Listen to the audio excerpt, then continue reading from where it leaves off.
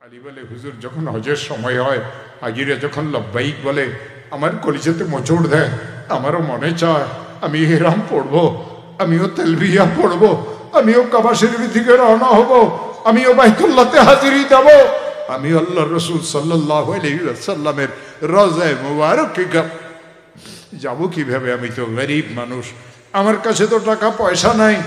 মনে মনে নিয়ত করলাম, দিনের বেলাতে জুতা সেলাই করিয়ে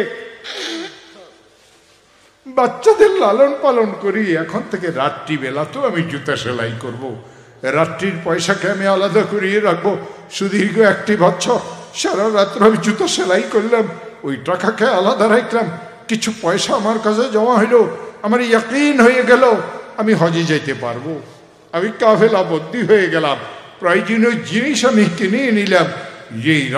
যেই দিন আমি হজে যাব তার আগের রাত্রে একটা দুর্ঘটনা ঘটিয়ে গেল। আমি আমার ঘরে আসলাম, আমার স্ত্রী সন্তান সম্ভব ছিল। ঘরে আসার পরে আমার স্ত্রী আমাকে বলে, আলী আমার একটু গোশত খাওয়ার মনে চায়, আমার জন্য একটু গোশতের ব্যবস্থা করি। রাত্রিতে আমি গোশত কোথায় থেকে ব্যবস্থা করব? আমার স্ত্রী কাঁদে আর বলে, আলী চেষ্টা করিয়ে দেখো, কালকে তো তুমি চলে যাবে, কেউ তো আর আমার জন্য গোশতের ব্যবস্থা করবে না। আমি জানি আমি গোশত পাবো না। স্ত্রীকে সান্ত্বনা দেওয়ার জন্য আমি ঘর থেকে বাহির হলাম, একটু অগ্রসর হলাম। আমার এক প্রতিবেশীর ঘর থেকে আমি গোশত পাকানোর গ্রান পেলাম। আমি থমকিয়ে দাঁড়ালাম, প্রতিবেশীর দরজা ভেঙে আওয়াজ দিলাম। আমার প্রতিবেশী বাহির হয়ে আসলো। আমি আমার প্রতিবেশীকে বললাম, তোমাদের ঘরে গোশত পাকানো হচ্ছে, আমার স্ত্রী অনেক অসুস্থ, সামান্য একটু গোশত বাটিতে দাও, আমি কালকে হজে চলে যাব, আমার জন্য দোয়া করিও। বাটি সকাল বেলাতে আমি ফেরত দিয়ে যাব। আমার প্রতিবেশী কি মনে করি বলি উঠল, আলী যেই গোশত আমাদের ঘরে পাকানো হচ্ছে এই গোশত আমাদের জন্য হালাল, এই গোশত তোমাদের জন্য হারাম। আমি বললাম, এ কেমন কথা? তুমিও মুসলমান আমিও মুসলমান, যেটা তোমাদের জন্য হালাল হবে আমাদের জন্য কেন হারাম হবে? আমার প্রতিবেশী কাঁদে আর বলে, আলী এটা তো আমি আর আমার মাওলার মাঝের এক গোপন কথা, আমি তোমাকে বলতে পারবো না। আমি আমার প্রতিবেশীর হাতকে শক্ত করিয়ে ধরলাম। আমি বললাম, অবশ্যই তুমি আমাকে বলা লাগবে, আমি কসম খেয়েছি ততক্ষণ তোমার হাত ছাড়বো না যতক্ষণ তুমি আমাকে বলবে না। আমার প্রতিবেশী বলে, আলী আমিও তোমার মতো একজন দিন মজুর, কয়েকদিন থেকে কোনো কাজ আমি পাই নাই, ঘরে আমার খাবার কিছুই ছিল না, মাসুম বাচ্চাগুলি 3 দিন থেকে ভুকা অবস্থাতে বেহুশির অবস্থাতে পড়ে রয়েছে। আজ যখন সকালবেলা আমি ঘর থেকে বের হচ্ছিলাম, বাচ্চাদের অবস্থা এত কাহিল ছিল, আমার ইয়াকিন ছিল সন্ধ্যা পর্যন্ত যদি বাচ্চাদেরকে কিছু খাবার দিতে না পারি, কয়েকটা লাশ আমার ঘর থেকে একসাথে বাহির হবে। আজও আমি কাজে বাহির হইলাম, সারাদিন আমি কাজের তালাশ করলাম, কোনো কাজ আমি পেলাম না। ভিক্ষা আমি করতে পারবো না, ঋণ আমাকে কেউ দিবে না, আমার আল্লাহ আমাকে যে অবস্থাতে রেখেছেন আমি কারো কাছে বর্ণনাও করতে পারবো না। আমি ঘরে ফিরতেছিলাম, শহরের ময়লা আবর্জনা যেখানে ফেলা হয় সেখানে একটা মরা গাধা আমি দেখেছিলাম, সামান্য গোশত কেটে এনেছি, ওই গোশত আমার ঘরে সিদ্ধ করা হচ্ছে। আলী তুমি তো ভালো করিয়ে জানো ইসলাম ধর্মে জীবিত গাধার গোশত খাওয়া জায়েজ নাই, এ তো মরা গাধার গোশত। আমি আমার প্রতিবেশীকে বললাম, বাচ্চাদেরকে হারাম খানা খাওয়াইও না, আমি হালাল খাবার নিয়ে আসতেছি। দ্রুত গতিতে ঘরে গেলাম। আমিও তো মুচি মানুষ, আমার ঘরে কি থাকে, সামান্য একটা ডাল ছিল, কাপড় দিয়ে বাঁধিয়ে নিলাম, হজের জমা করার টাকা ছিল তাও সাথে নিলাম। দ্রুত গতিতে প্রতিবেশীর বাড়িতে আসলাম, বললাম বাচ্চাদেরকে হালাল খাবার খাওয়াও, এই টাকা তোমার কাছে রাখো। প্রতিবেশী কাঁদে আর বলে, তোমার টাকা আমি রাখবো না। আমি বললাম, আমি কসম খেয়েছি টাকা না দিয়ে আমি যাবো না। অনেক কষ্ট করে টাকা দিয়ে আমি তার ঘর থেকে বাহির হয়ে, আমার চোখে পানি ছিল, মাথা আমার নিচের দিকে ছিল, আমি তো হজের টাকা দিয়ে ফেলেছি, সকালে আমি হজে যাব কিভাবে? আমি পালাই গেলাম, আমি লুকাই গেলাম, হাজিরা যাতে আসি আমাকে আর দেখতে না পায়। এক সময় সিরিয়া থেকে হাজিরা দলে দলে রওনা হয়ে গেল, মক্কাতে হাজিরা পৌঁছিয়েও গেল, এক সময় হজের আমল শুরু হয়ে গেল, এক সময় হজ শেষ হয়ে গেল।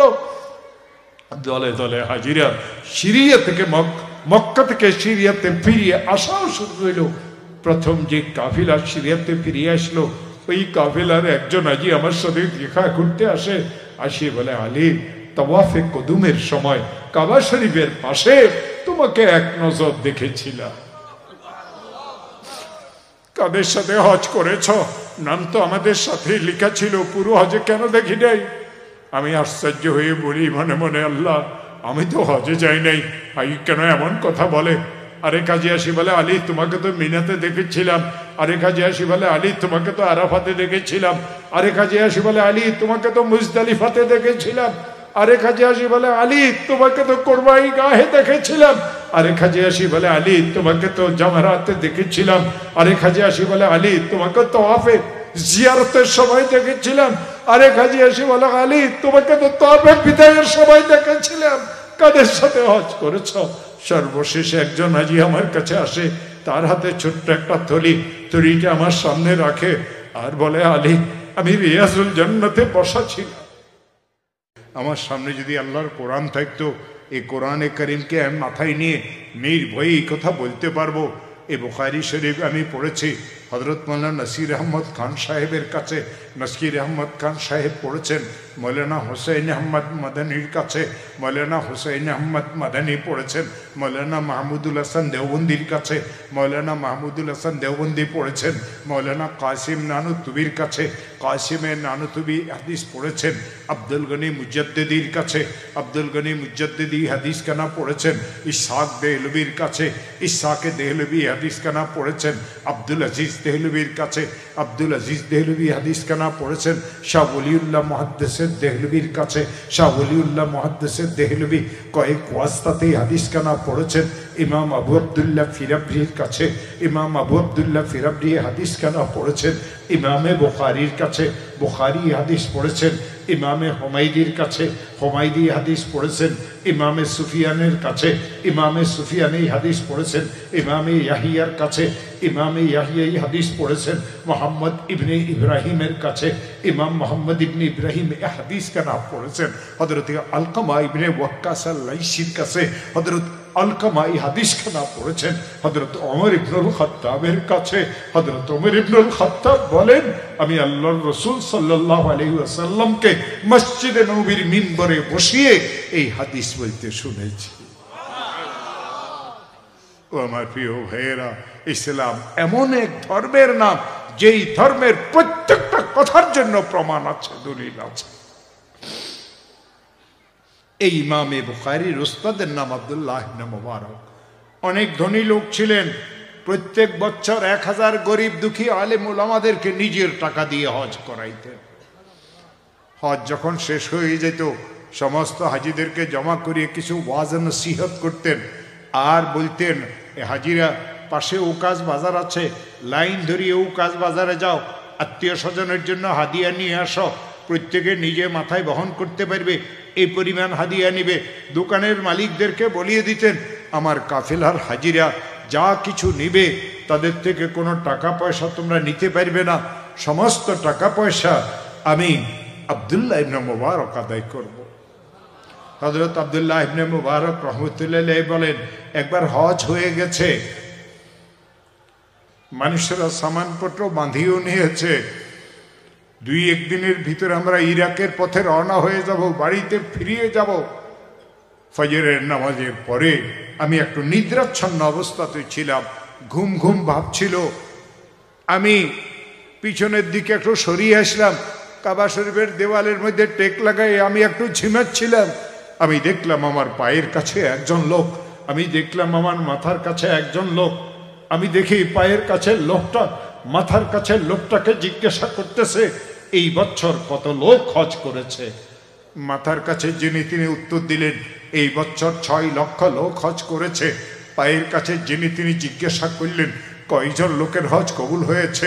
মাথার কাছে যিনি তিনি বললেন, একজন লোকের হজও কবুল হয় না।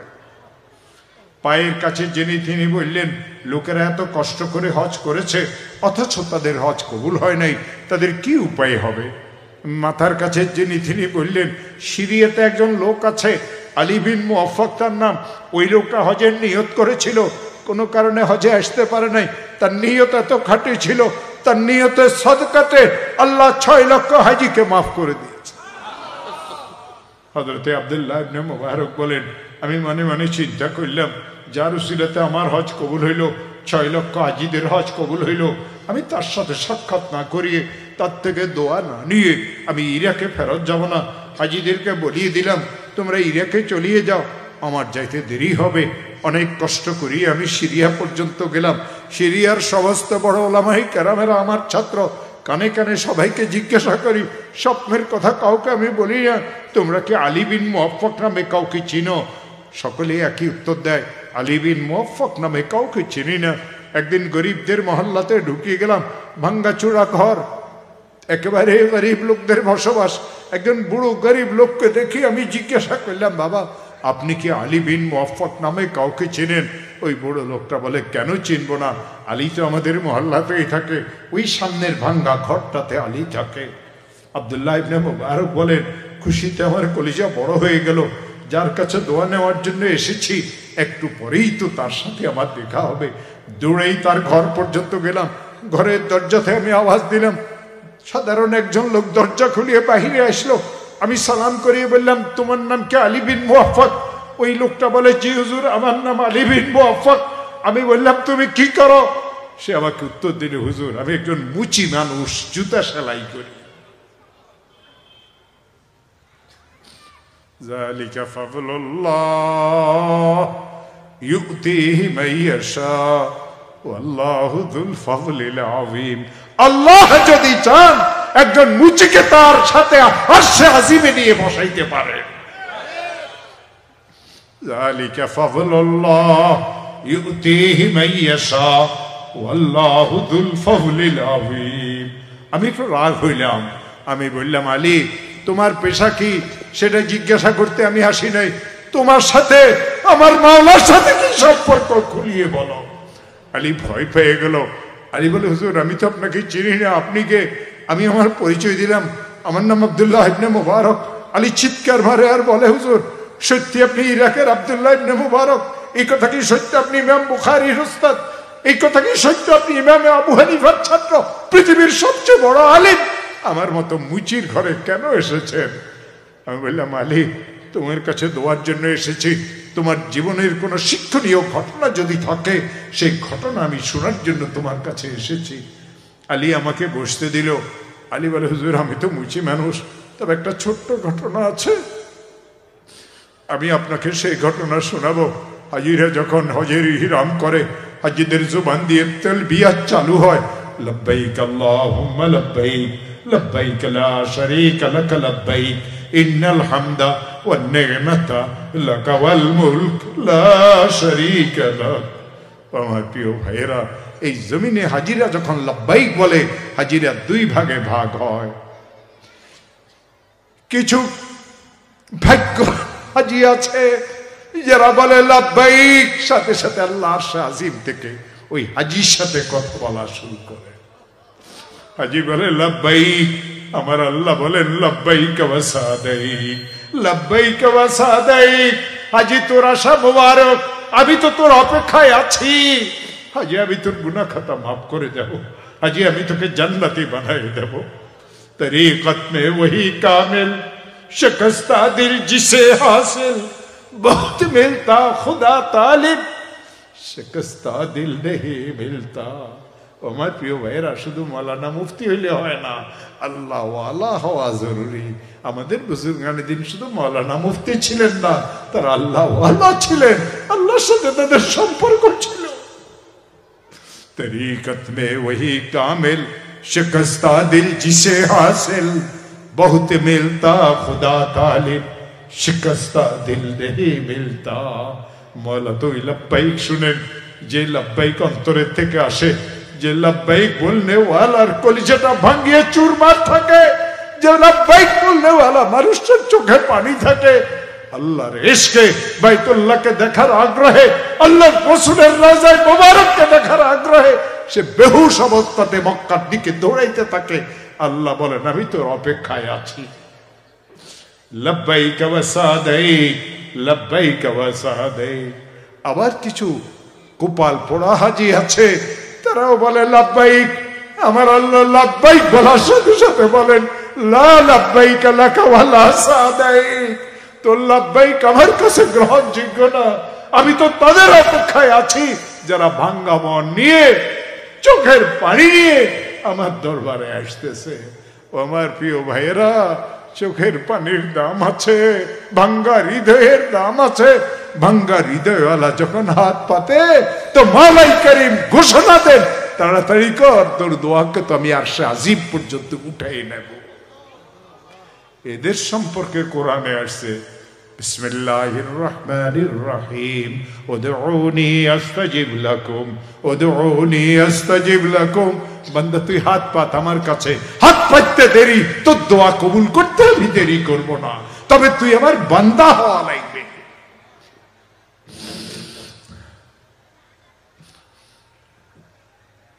আমি বললাম, হ্যাঁ আলী, আমি তো তোমার কাছে দোয়ার জন্য এসেছি। আলী আমাকে বসতে দিল। আলী বলে, হুজুর, যখন হজের সময় হয়, হাজিরা যখন লব্বাইক বলে, আমার কলিজাতে মোচড় দেয়, আমারও মনে চায় আমি ইহরাম পড়বো, আমিও তালবিয়া পড়বো, আমিও কাবা শরীফ থেকে রওনা হব, আমিও বাইতুল্লাহতে হাজিরি দেব, আমি আল্লাহ রসুল সাল্লাল্লাহু আলাইহি ওয়াসাল্লামের রওজায়ে মুবারকে যাব কিভাবে? আমি তো গরিব মানুষ, আমার কাছে তো টাকা পয়সা নাই। মনে মনে নিয়ত করলাম, দিনের বেলাতে জুতা সেলাই করিয়ে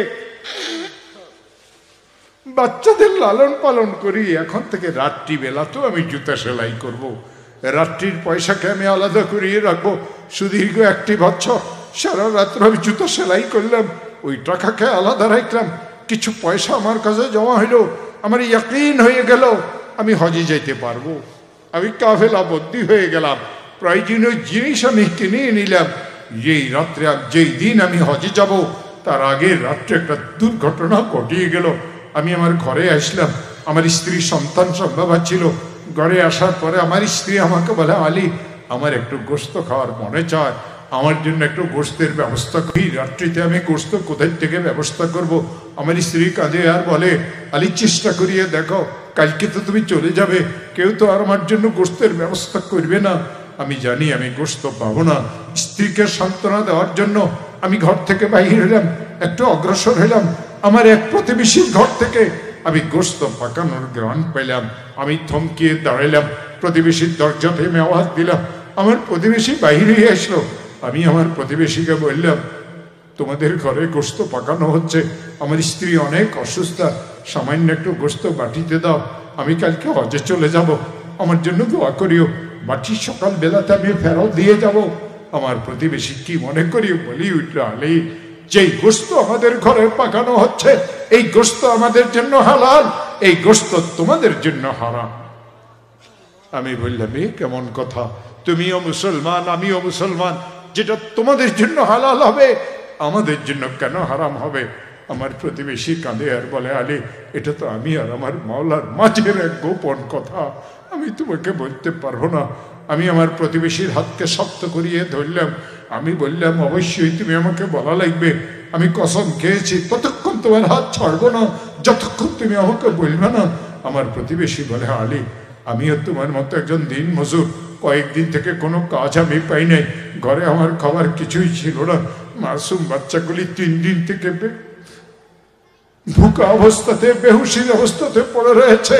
আজ যখন সকালবেলা আমি ঘর থেকে বের হচ্ছিলাম, বাচ্চাদের অবস্থা এত কাহিল ছিল, আমার ইয়াকিন ছিল সন্ধ্যা পর্যন্ত যদি বাচ্চাদেরকে কিছু খাবার দিতে না পারি, কয়েকটা লাশ আমার ঘর থেকে একসাথে বাহির হবে। আজও আমি কাজে বাহির হইলাম, সারাদিন আমি কাজের তালাশ করলাম, কোনো কাজ আমি পেলাম না। ভিক্ষা আমি করতে পারবো না, ঋণ আমাকে কেউ দিবে না, আমার আল্লাহ আমাকে যে অবস্থাতে রেখেছেন আমি কারো কাছে বর্ণনাও করতে পারবো না। আমি ঘরে ফিরতেছিলাম, শহরের ময়লা আবর্জনা যেখানে ফেলা হয় সেখানে একটা মরা গাধা আমি দেখেছিলাম, সামান্য গোশত কেটে এনেছি, ওই গোশত আমার ঘরে সিদ্ধ করা হচ্ছে। আলী, তুমি তো ভালো করিয়ে জানো, ইসলাম ধর্মে জীবিত গাধার গোশত খাওয়া জায়েজ নাই, এ তো মরা গাধার গোশত। আমি আমার প্রতিবেশীকে বললাম, বাচ্চাদেরকে হারাম খানা খাওয়াইও না, আমি হালাল খাবার নিয়ে আসতেছি। দ্রুত গতিতে ঘরে গেলাম।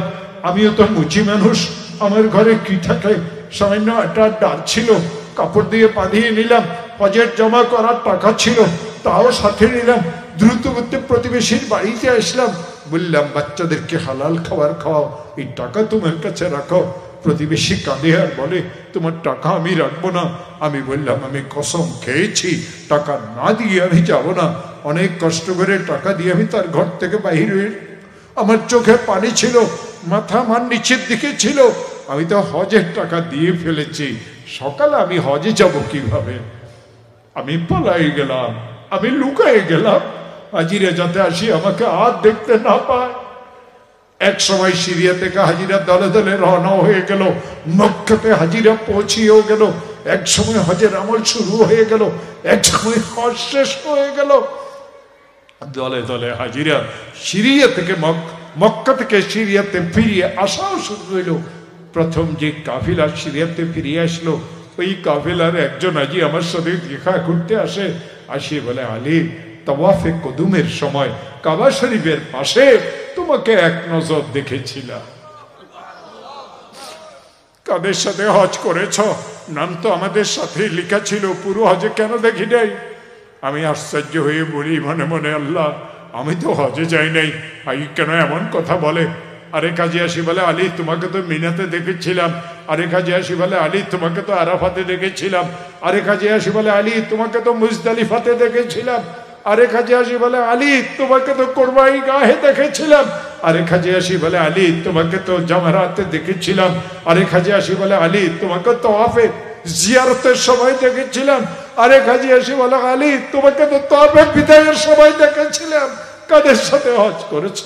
সর্বশেষে একজন হাজি আমার কাছে আসে, তার হাতে ছোট্ট একটা থলি, থলিটা আমার সামনে রাখে আর বলে, আলী, আমি রিয়াজুল জান্নাতে বসা ছিলাম। قال رسول الله صلى الله عليه وسلم ما بين قبري ومنبري روضة من رياض الجنة ومنبري على حوزي। আল্লাহ রাসূল বলেন, আমার উম্মতেরা, আমার আল্লাহ আমাকে রিয়াজুল জান্নাহ দান করেছেন, বেহেশতের একটা বাগান দুনিয়াতে দান করেছেন। এই বেহেশতের বাগান কোথায় আছে জানো? মা বাইনা কবরি ওয়া মিম্বরি, আমার কবর আর আমার মিম্বরের মাঝের জায়গাটা বেহেশতের বাগান। মা বাইনা কবরি ওয়া মিম্বরি রাউযাতুম মিন রিয়াজিল জান্নাহ। ও আমার উম্মতেরা, তোমরা ভালো করিয়ে জানো, আমার আল্লাহ আমাকে হাউজে কাউসার দান করেছেন। ইন্না আতাইনাকাল কাউসার, তোমরা কি জানো আমার হাউজে কাউসার কোথায় আছে? ও মিম্বরি আলা হাউজি, আমার মিম্বরটাকে সরাও, আমার মিম্বর সিধার নিচে আমার হাউজে কাউসার আছে। এই দুইয়ের মাঝে জায়গাটা রিয়াজুল জান্নাহ। আমি রিয়াজুল জান্নাতে বসা ছিলাম। তুমি রাসূলকে সালাম করতে যাইছিলা, তোমার হাতে এই থলিটা ছিল, থলি আমার কাছে রাখলা। ও রাসূলকে সালাম করিয়ে ফিরার পথে থলি নিয়ে যাবে। ওই যে রাসূলকে সালাম করতে গেলা আলী, তুমি আর ফিরিয়ে আসলে না, থলি তো আমার কাছে রয়ে গেছে। মদিনা তো তোমাকে আমি পাই নাই, মক্কা তো তোমাকে আমি পাই নাই, আসতে আমার দেরি হয়েছে। এই সেই তোমার থলি, মেহেরবানি করিয়ে তোমার থলিটাকে কবুল করো। আজ এই থলি দিয়ে ঘর থেকে বাহির হয়ে গেল। আমার কান্না আসলো, এত কঠিন কান্না, এত কঠিন কান্না। কাঁদতে কাঁদতে একসময় আমি ঘুমিয়ে পড়লাম। ঘুমের মধ্যে এক ঘটনা আমার ঘরে ঘটিয়ে গেল। আমি ঘুমের মাঝে দেখি আমার পুরো ঘর নূরে নূরান্বিত, আমার পুরো ঘর আলোতে আলোকিত, আর আমার পুরো ঘর সুগন্ধে সুগন্ধিত। ওই নূরের আলোর ছটার মাঝে আমি দেখি মুহাম্মদুর রাসূলুল্লাহ সাল্লাল্লাহু আলাইহি ওয়াসাল্লাম আমার ঘরে তাশরীফ এনেছে। قال رسول الله صلى الله عليه وسلم من راني في المنام فقد راني فإن الشيطان لا يتمثل بي। আল্লাহ রাসূল বলেন, আমার কোন সৌভাগ্যবান উম্মত আমি মুহাম্মদুর রাসূলুল্লাহকে যদি স্বপ্নে দেখে, সে নিশ্চিত আমাকেই স্বপ্নে দেখেছে। শয়তান আমার চেহারা ধরিয়ে কাউকে ধোঁকা দিতে পারে না। আল্লাহ রাসূল আমাকে বলতেছেন, আলী, তোর নিয়তটা তো খাঁটি ছিল, তোর নিয়ত সাদকাতে আল্লাহ 6 লক্ষ হাজিকে মাফ করে দিয়েছেন।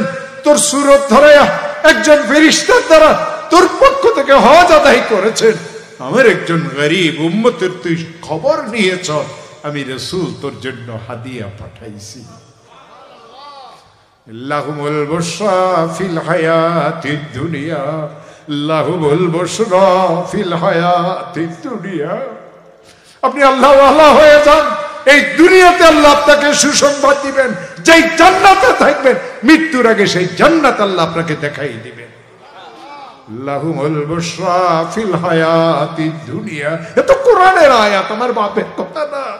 তাদের জন্য সুসংবাদ দুনিয়ার হায়াতে। একই আয়াতে আমার আল্লাহ বলেন ওয়াফিল আখিরাহ, আখিরাতেও তাদের জন্য সুসংবাদ।